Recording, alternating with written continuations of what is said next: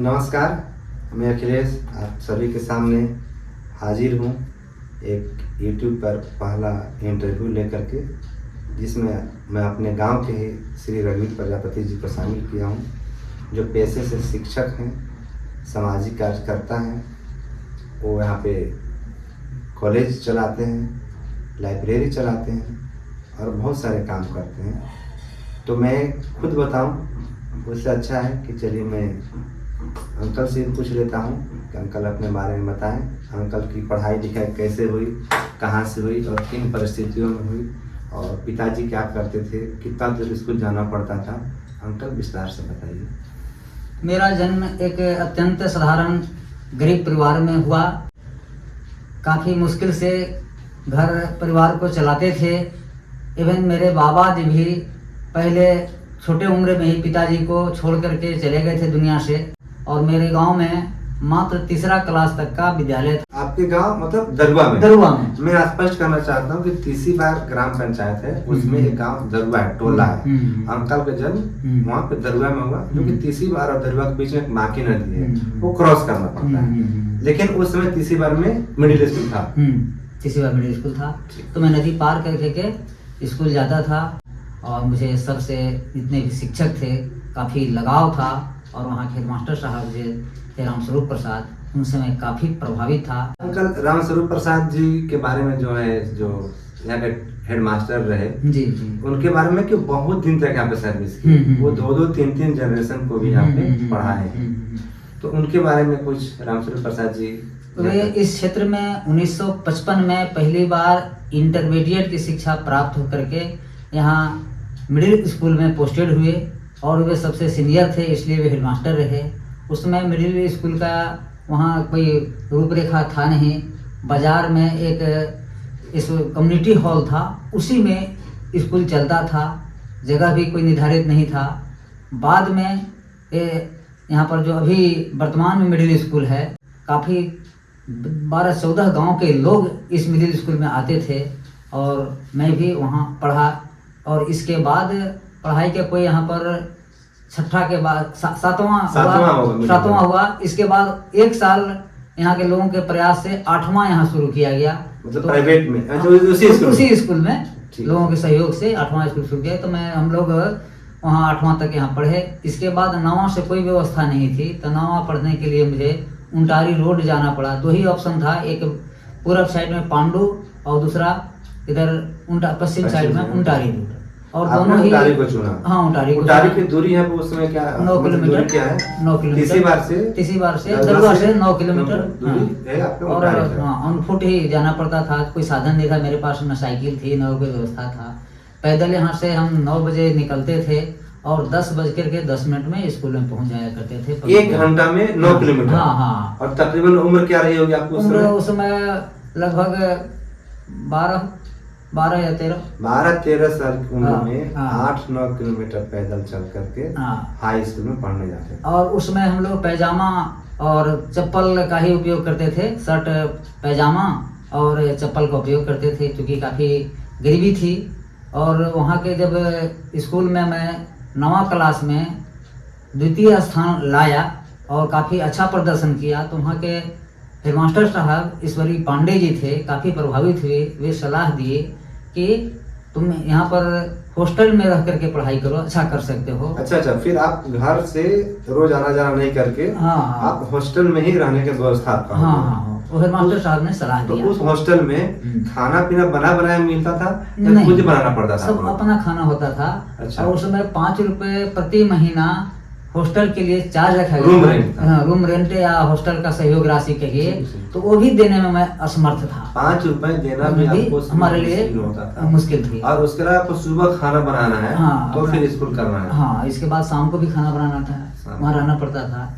तो उन्होंने एक सुझाव दिया कि यहाँ संडे के दिन स्कूल को देखने के लिए यहाँ काफ़ी हजारों पेड़ पौधे लगे हुए हैं, इसको देखने के लिए यहाँ के चपरासी भी नहीं ध्यान देते हैं। इसलिए जो व्यक्ति रहेगा तो उसके लिए 1 रुपए रात को और 4 रुपए दिन को दिया जाएगा, ₹5 मतलब एक महीने। संडे के दिन हम एक संडे के दिन एक अगर संडे के हमारा लिए ₹5 दिया दिन जाएगा। और रात रह गए अच्छा। तो ₹5 जमा हो जाएगा हमारे खाते में, जो कि मैट्रिक के परीक्षा के समय काफी काम आएगा, क्योंकि हमारी स्थिति को समझते थे, बिल्कुल। इसलिए वैसा उन्होंने सुझाव दिया।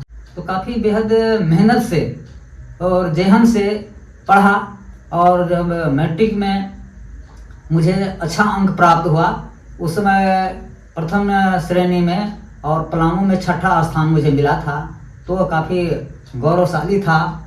इसके बाद मैं चाहता था कि अच्छा इंजीनियर, एक डॉक्टर बनूं, लेकिन हमारे पास साधन नहीं था।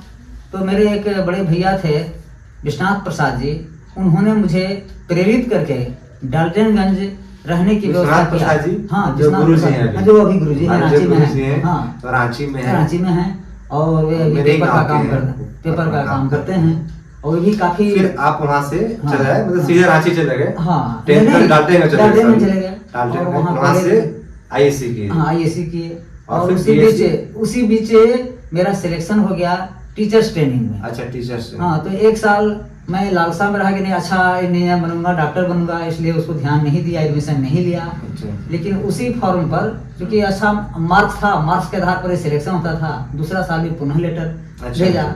ट्रेनिंग तो के लिए। हाँ, बूढ़ बुजुर्ग लोग कहे कि जब सरकार बार बार पूछ रही है तो उसे वैल्यू देना चाहिए, ट्रेनिंग कर लेना चाहिए, हम लोग की बात मानना चाहिए। तो बुजुर्गों की बात मान करके मैं ट्रेनिंग किया। आप कहाँ से टीचर ट्रेनिंग की? हाँ, रेहला से। रेहला, जो रेहला। जेबी हाई स्कूल के पास? हाँ, जेबी हाई स्कूल के पास, स्टेशन के बगल में। आपने वहाँ से हाँ, ट्रेनिंग किया, टीचर्स का ट्रेनिंग किया। उसमें कितने साल का ट्रेनिंग होता था? उसमें 2 साल का ट्रेनिंग होता उसमें था। 2 साल। मैं इसलिए बताना चाहता हूँ 2 साल का, कि बीच में 9 महीने का हो जाता है कभी कभी ट्रेनिंग वाला, जो होता है टीचर ट्रेनिंग वाला आता हाँ, है ना। बीएड था उसमें, 9 9 महीने का था। हाँ, बीएड 9 महीने का। अच्छा, और टीचर ट्रेनिंग 2 साल का? हाँ, टीचर ट्रेनिंग 2 तो साल वो क्या का। प्राइमरी वाला ट्रेनिंग था? हाँ, primary teacher training. Primary teachers training था, हाँ। वो 2 साल का होता था, जेबी स्कूल रेहला ये के। और वह उस समय में ये जो 2 वर्षीय ट्रेनिंग था, इसको सुपर माना जाता था बीएड की अपेक्षा। अच्छा, आज के समय में जब उल्टा है। हाँ, आज उल्टा हो गया, आज बीएड को सुपर माना जा रहा है, इसका महत्व कम दिया जा रहा है, या प्रमोशन वगैरह बीएड के आधार पर ही दिया जा रहा है। अच्छा। ये उल्टा समय हुआ। तो फिर आप वहाँ से टीचर ट्रेनिंग कर लिए? हाँ, टीचर अरे ट्रेनिंग कब की के बात है? एक है 85 से 87 सेशन में मैं टीचर ट्रेनिंग किया। ठीक। इसके बाद पुनः जाकर के डाल्टनगंज में मैं पुनः आईएससी में एडमिशन लिया। अच्छा, बीच आईएससी आप पढ़ाई छोड़कर ही ट्रेनिंग करने आए? हाँ, ट्रेनिंग करने आया, छोड़ दिए। ठीक है। फिर जाकर के दोबारा आईएससी 2 साल का की। ठीक। इसके बाद बीएससी में एडमिशन लिया, मैथ ऑनर्स, रांची में, ये डाल्टनगंज में जीएलए कॉलेज। GLA college. हाँ हाँ, और उसी बीएससी करने के क्रम में ही मुझे सिलेक्शन हो गया कल्याण विभाग आवासीय विद्यालय में। आवासीय कल्याण विभाग आवासीय विद्यालय, जिसमें कि अभी तक आप पोस्टेड हैं? हाँ हाँ। तो आपकी कब ज्वाइनिंग लेटर आई आपकी? वो 14 नवंबर 1991।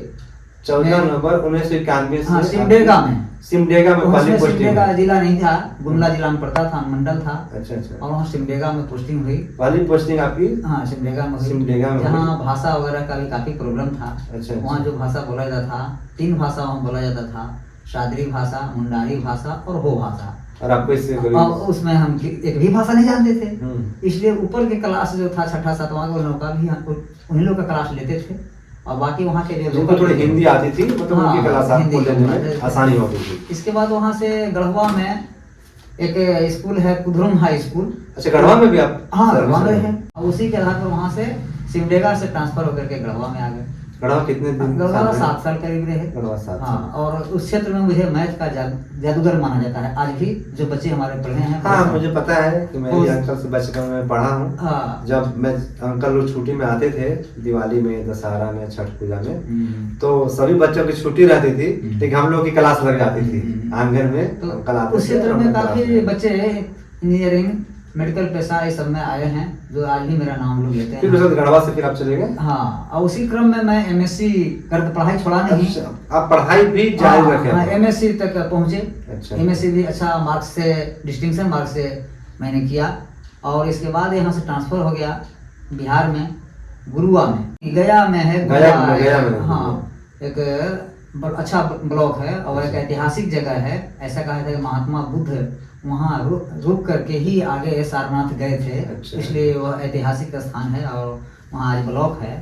मैं गुरुआ में रहा, तो वहाँ कुछ रहते वहाँ उस समय मैं बीपीएससी की तैयारी करता था, तो काफ़ी लोग देखते थे तो काफ़ी प्रभावित होते थे। तो कुछ साथी दोस्त कहे कि भाई आप इतना पढ़े लिखे हैं, हमारा बच्चा बच्ची है, हम लोग गया है, आप पटना नहीं भेज सकते हैं, कुछ आप गाइड कर दीजिए अपने स्तर से जो आप समझते हैं।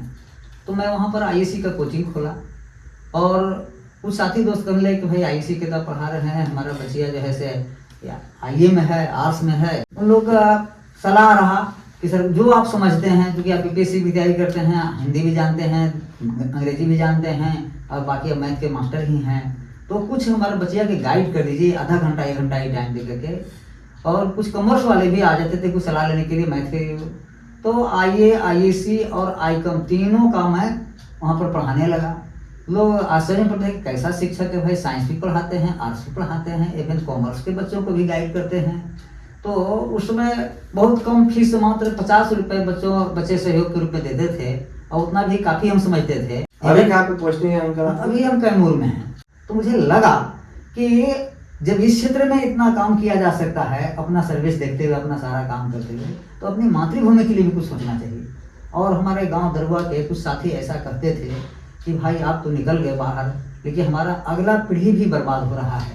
मैं नेक्स्ट सेगमेंट पे आता हूँ। मैं अंकल से पूछना ही चाह रहा था, अंकल ये बताना चाह रहे हैं कि अंकल अपने दरुआ जो 30वां ग्राम पंचायत है, उसका टोला है जो दरुआ, वहाँ पे अंकल एक स्कूल खोले, कॉलेज है, वो +2 का है, व्यवस्था है, अंकल ने अपने लेवल पे किया है। तो आप बताइए उस +2 का नाम क्या है? और आप यहाँ के समाज से मैंने पूछा, क्योंकि समाज के क्षेत्र में मैं काम करना चाहता था और बहुत सारे जो मेरे प्रिय मित्र हैं वे आज भी जो नौकरी पेशा में नहीं जा सके, गांव में रह करके अपना गुजारा कर रहे हैं। तो उनका ऐसा मानना था कि सर इस बिंदु पर, क्योंकि मेरा अगला पीढ़ी भी बर्बाद हो रहा है, उनके लिए हम ना गार्डन भेज सकते हैं, ना गढ़वा भेज सकते हैं, कोई व्यवस्था नहीं है कॉलेज की यहाँ पर, इसलिए आप ही कुछ सोचिए। तो सार्वजनिक क्षेत्र में एक कॉलेज की स्थापना के लिए, उसका नाम क्या है? सर्वोदय कॉलेज, क्योंकि ये समाज में जमा होकर के, क्योंकि मैं सर्वोदय कॉलेज समाज के लोगों दरुआ दरुआ तीसरी बार, हाँ ऐसा। और इसका स्थापना कब हुई? 2009 में। 2009 में हाँ, मूर्त रूप ले। हाँ, अब ये चालू है? हाँ चालू है। इसमें 2 कमरे हैं। हाँ हाँ हाँ। और एक बरामदा है, ऑफिस है। ऑफिस है, ठीक है। ये शुरुआती दौर था, क्योंकि लोगों का अभी कितने बच्चे पढ़ रहे हैं उसमें? अभी लगभग 250 बच्चे हैं। 250 बच्चे का एनरोलमेंट है? हाँ, एनरोलमेंट है +2 में। हाँ। अच्छा। और क्लास चलता है, अच्छा रिजल्ट होता है। एक बार यहाँ के 3 बच्चे पलामू टॉप किए, उसमें पूजा सिंह ऋषि थी। अच्छा। वो काफ़ी प्रभावित हुई और जो टॉप करने वाले बच्चे थे उनको प्राइज देने की बात हुई, तो हमारे प्रिंसिपल साहब को बुलाया गया और बच्चियों को प्राइज दिया गया। उस स्कूल के पहले प्रिंसिपल कौन थे इस स्कूल के? हाँ, दामोदर मिश्रा हैं। अभी वही प्रिंसिपल हैं। तो उनसे काफ़ी कड़ा इंटरव्यू लिया गया कि आप कैसे पढ़ाते हैं, कि चोरी कराते हैं, कि कैसे आपके बच्चे टॉप किए। तो हमारे प्रिंसिपल साहब ने बहुत अच्छा जवाब दिया कि मैं नहीं पढ़ाता हूँ, बच्चे को केवल गाइड करता हूँ और वे गाइड करते हैं, उसके अनुसार ये बच्चे पढ़ते हैं। और मैं कभी नहीं सेंटर पर भी जाता हूँ कि चोरी कराया जाए या कहा जाए, तो ये बच्चे अपनी प्रतिभा से, अपना मेहनत से, मेरे गाइड से वे पढ़ते हैं और ये कॉलेज टॉप किए हैं और उसे 3 बच्चों को प्राइज मिला यहाँ पर। और बराबर पेपर में निकलता रहता है इस कॉलेज के बारे में, अच्छा एजुकेशन है, बहुत सारे बच्चे इसका। अंकल के बारे में एक और बात है कि अंकल एक लाइब्रेरी भी चलाते हैं। हाँ। अब वो लाइब्रेरी अंकल के घर में ही है। हाँ। तो चूंकि लाइब्रेरी का क्या नाम है और उसका कॉन्सेप्ट क्या है? झारखंड फुले सावित्री लाइब्रेरी। क्योंकि मैं फुले की जीवनी से काफ़ी प्रभावित हुआ। मैं जब सामाजिक क्षेत्र में उतरा तो बहुत सारे महापुरुषों के बारे में मुझे जानकारी हुई, जैसे महात्मा फुले, सावित्रीबाई फुले, बाबा साहब डॉक्टर भीमराव अंबेडकर। तो ऐसे अंकल का फोटो भी लगी हुई है। हाँ, अंबेडकर साहब की, फुले साहब की, ज्योतिबाई की। उधर MSc मैथ करने के बाद भी मैं इन महापुरुषों के बारे में नहीं जानता था। 2005 में एक प्रशिक्षण शिविर लगा था गया में, उसमें मैं पहुंचा। काफ़ी इंटरव्यू के बाद मुझे प्रवेश मिला और उसमें बहुत सारे समाज के, इस देश के जो महापुरुष थे उनके बारे में मुझे जानकारी दिया हुआ और उसमें महात्मा फुले की जीवनी से मैं काफ़ी प्रभावित हुआ।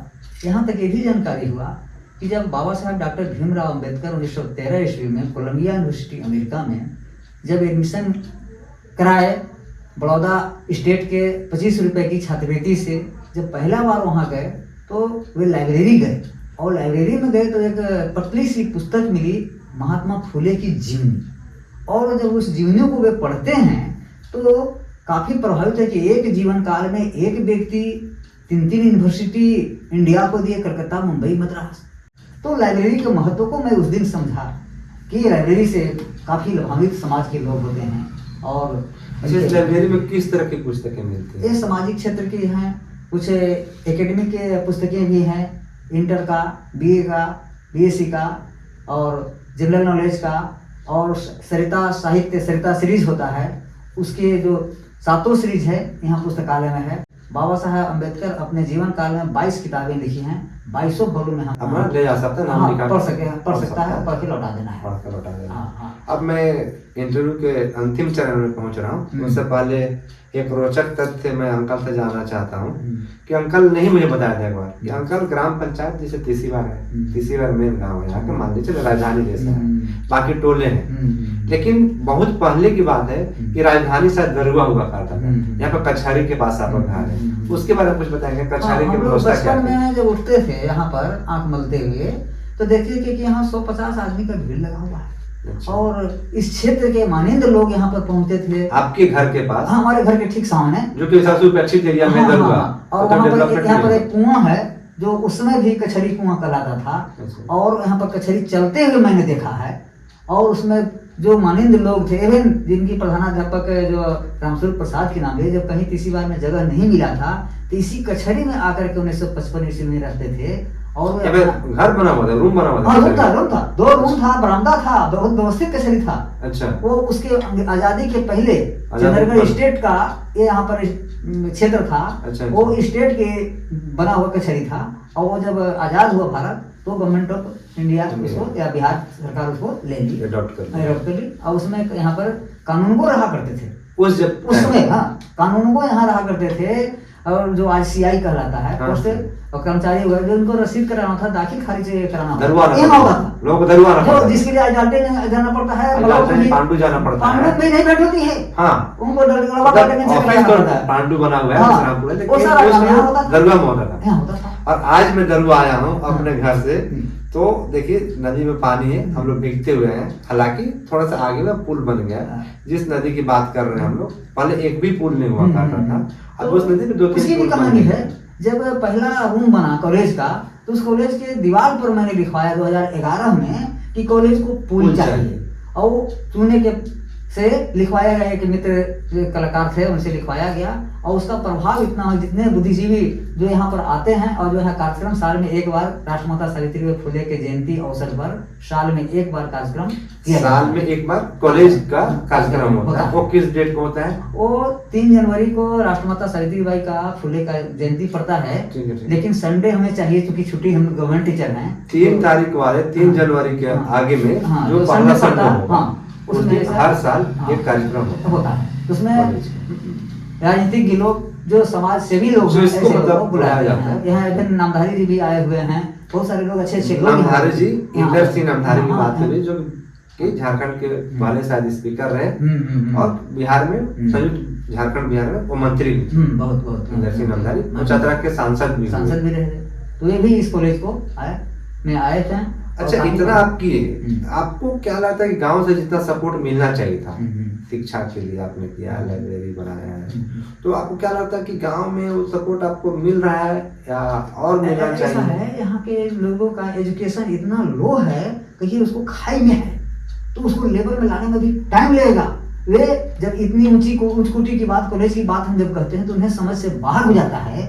इवन जब कार्यक्रम भी होता है तो उस दिन यहाँ के लोग कम ही, दूसरे गांव के लोग ज्यादा यहाँ पर शामिल होते हैं और लाभ उठाते हैं। इवन जब बच्चों का क्विज कंटेस्ट होता है, तरह तरह के कार्यक्रम होते हैं, तो हमारे गांव के कम और दूसरे क्षेत्र के लोग यहाँ पर आकर के बच्चे प्राइज जीतते हैं और कार्यक्रम करते हैं। बहुत ही मैंने उत्साहवर्धक कार्यक्रम होता है, ज्ञान देने वाला, नजर खोलने वाला यहाँ कार्यक्रम होता है। क्विज कंटेस्ट होता है, रंगोली प्रतियोगिता होती है, मैथ कंपटीशन होते हैं, तरह तरह के विद्वानों के द्वारा तैयार करके बहुत अच्छा यहाँ पर क्विज कंटेस्ट का आयोजन है एक साल का। आज का इंटरव्यू हम लोग यहीं पे समाप्त करेंगे, क्योंकि अंकल का इंटरव्यू एक इंटरव्यू में पूरा नहीं समेटा जा सकता है इनके लाइफ अंकल इसके अलावे बहुत काम करते हैं, वो बात आपको उसी इंटरव्यू में पता चलेगा। तब तक के लिए आप सभी लोग को बहुत बहुत धन्यवाद।